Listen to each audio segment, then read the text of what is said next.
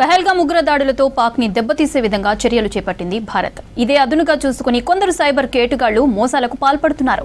Army సైనికులకు విరాళాల పేరుతో ఫేక్ వెబ్సైట్ క్రియేట్ చేసి ప్రజలను మోసం చేస్తున్నారు. వాట్సాప్, ఫేస్బుక్ల్లో లింకులు పంపించి డబ్బులు దోచుకుంటున్నారు. ఇలాంటి ఫేక్ సైట్లు పంపించినప్పుడు ఓపెన్ చేయొద్దని వెంటనే సైబర్ సెక్యూరిటీకి సమాచారం ఇవ్వాలని అంటున్న సైబర్ సెక్యూరిటీ ఏసీపీ ప్రసాద్తో మా ప్రతినిధి అనిల్ ఫేస్ టు ఫేస్. ఒక పక్క పాకిస్తాన్ ఉగ్రదాడికి భారతదేశం ప్రతిదాడిగా దేశంలో భాగంగా అడుగులు వేస్తూ ఉంటే, అయితే మన భారతదేశంలో దీనికి సంబంధించి సైబర్ మోసగాళ్ళు ఇదే అదునుగా చేసుకొని సైబర్ మోసాలకు పాల్పడుతున్నారు. విరాళాల పేరుతో దేశభక్తి ఉన్న ప్రజలపైన ఈ సైబర్ మోసాలు అయితే చేస్తున్నారు. అయితే ఈ సైబర్ మోసాలకు సంబంధించి అసలు వీళ్ళు ఎలా సైబర్ మోసం చేస్తున్నారు, విరాళాల పేరుతో ఏ విధంగా ప్రజల్ని మోసం చేస్తున్నారో తెలుసుకునే ప్రయత్నం చేద్దాం. మనతో పాటు ACP cyber security bureau KVM Prasad గారు ఉన్నారు. సార్ చెప్పండి, ఈ సైబర్ మోసాలకు సంబంధించి విరాళాల పేరుతో ఇప్పుడు జరుగుతున్న పరిణామాలని అదునుగా చేసుకొని సైబర్ మోసాలు చేస్తున్నారు. అసలు ఎలా చేస్తున్నారు సార్ ఇవన్నీ?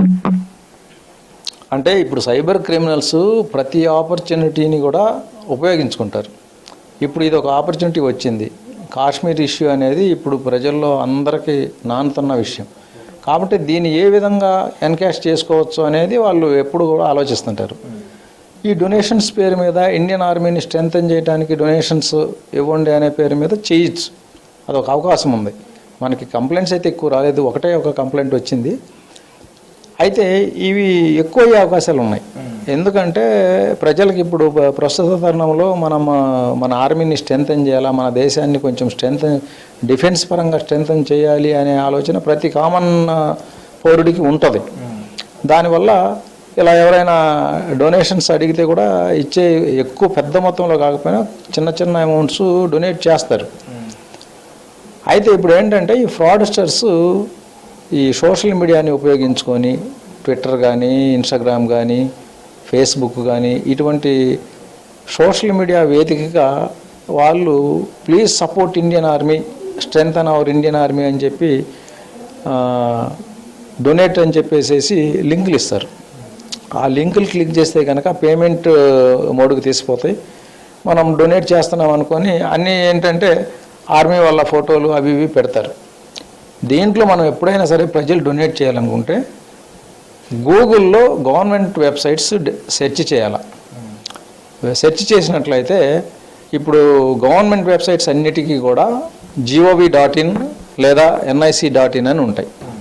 nic.in, gov.in ఉన్న వెబ్సైట్లోనే మనం యాక్టివిటీస్ చేయాలి తప్ప ప్రైవేట్ వ్యక్తులు పంపించిన లింకులు ఓపెన్ చేయటం, అందులో ఉన్న లింక్ ఓపెన్ చేస్తే ఈ ఫ్రాడ్స్టర్స్ ఏం చేస్తారంటే ఒరిజినల్ వెబ్సైట్లో ఉన్న ఏదైతే పేజ్ ఉంటుందో ఆ పేజ్ని ఒక వాల్పేపర్ లాగా తయారు చేసుకొని దాని మీద వాడు డొనేషన్ కలెక్ట్ చేసే చిన్న ప్రోగ్రామ్ ఒకటి రాసుకుంటారు. అది క్లిక్ చేస్తే ఏంటంటే డైరెక్ట్ పేమెంట్ మోడ్కి పోద్ది. ఎక్కువ శాతం ఈ వెబ్సైట్స్ క్రియేట్ చేసేటప్పుడు, ఫేక్ వెబ్సైట్స్ క్రియేట్ చేసేటప్పుడు ఒరిజినల్ వెబ్సైట్లో ఉన్న ఫీల్డ్స్ ఇక్కడ కనపడతాయి కానీ అవి క్లిక్ చేస్తే మనకేమీ ఇన్ఫర్మేషన్ రాదు. మనం ఒరిజినల్ వెబ్సైట్లో ప్రతి ఫీల్డ్ ఎనేబుల్ ఉంటుంది. అది క్లిక్ చేస్తే ఎంతో కొంత ఇన్ఫర్మేషన్ వస్తుంది. కానీ ఈ ఫేక్ వెబ్సైట్స్లో ఏంటంటే అసలు ఆ ఫీల్డ్ పనిచేయవు. మనం ఎన్నిసార్లు క్లిక్ కొట్టినా ఏమీ రాదనమాట. అట్లా మనం ఎప్పుడైతే ఈ ఫీల్డ్స్ పనిచేస్తలేవో అది ఫేక్ వెబ్సైట్ అని గుర్తించాలి. ప్లస్ గవర్నమెంట్ వెబ్సైట్స్ ప్రతిదానికి కూడా gov.in లేదా nic.in ఉంటుంది. ఇవి లేవు అంటే అవి గవర్నమెంట్ యొక్క అఫీషియల్ వెబ్సైట్స్ కాదు అని మనం నిర్ధారించుకోవాలి. మీరు చెప్పినట్టుగా గవర్నమెంట్ వెబ్సైట్స్ అయితే ఇలా ఉంటాయని చెప్తున్నారు. ఒక ఫేక్ వెబ్సైట్స్ అయితే పేర్లు మెన్షన్ చేసి ఎలా ఉంటాయి సార్? .in లాగా ఉంటాయి, ఎలా మెన్షన్ చేస్తుంటారు వాళ్ళు? .in దేనికైనా పెట్టుకోవచ్చు. gov.in లేదా nic.inలు మాత్రం మనకి గవర్నమెంట్ వెబ్సైట్లకు తప్ప వేరే వాటికి అలాంటి కావు. వాళ్ళు ఎక్కువ బిట్లీ అని ఉంటుంది. బిట్లీ అంటే అన్ని ప్రైవేట్ వెబ్సైట్లు అనమాట. ఈ బిట్లీ లింక్స్ అన్నీ కూడా ఫేక్ వెబ్సైట్స్కి తీసుకుపోతాయి. కాబట్టి ఈ రెండు లేవు అంటే అది ఫేకే. gov.in లేదా nic.in లేకుండా అది రకరకాలు పెట్టుకోవచ్చు. ఎందుకంటే అది క్రియేట్ చేసే వాళ్ళది ఈ విధంగా ఉంటుంది అని మనం చెప్పలేం. అందువల్ల ఏంటంటే మనం ఇవి చూసుకోవాలి. ప్లస్ ప్రైవేట్ వ్యక్తులు పంపించే లింకులు ఎప్పుడూ ఓపెన్ చేయకూడదు. ట్రస్టెడ్ పేజెస్ విషయానికి వస్తే ఎలా ఉంటుంది సార్ ఆ ప్రాసెస్ ఒకసారి చూపిస్తారు? చూపిస్తాను.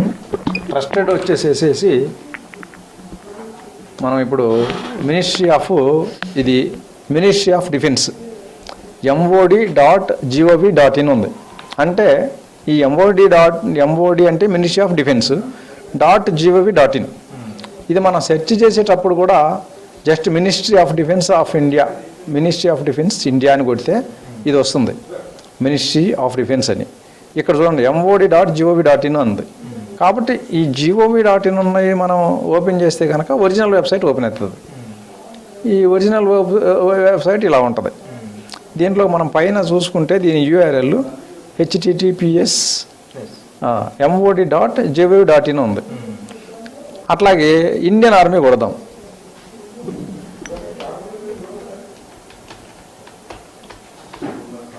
ఇండియన్ ఆర్మీ,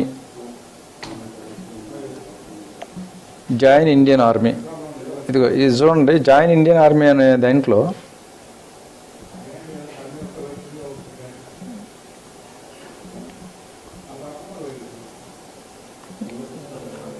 దీన్ని బాట్స్ ఇది చేయకుండా మనకి ఇది ఒకటి పెట్టినారు, క్యాప్చర్ పెట్టినారు.